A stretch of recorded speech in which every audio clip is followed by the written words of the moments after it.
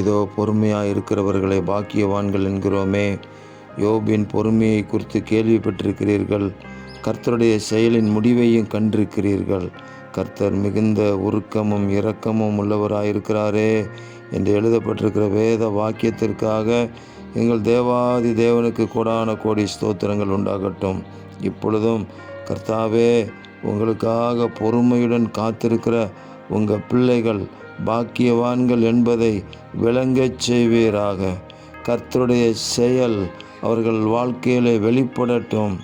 மிகுந்த உருக்கமும் இரக்கமும் உள்ளவர், வல்லமையை வெளிப்படுத்தி அதிசயங்களை செய்வீராக. 2 மடங்கு ஆசீர்வாதங்களை இன்று கொடுப்பீராக.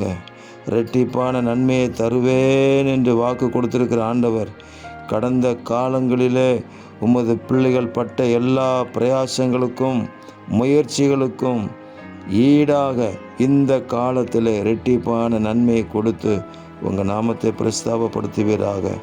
ஆண்டவராக இயேசு கிறிஸ்துவின் நாமத்தில் ஜெயம் கொடுக்கிற தேவனுக்கு கோடான கோடி ஸ்தோத்திரங்கள் உண்டாகட்டும். ஆமேன், ஆமேன், ஆமேன்.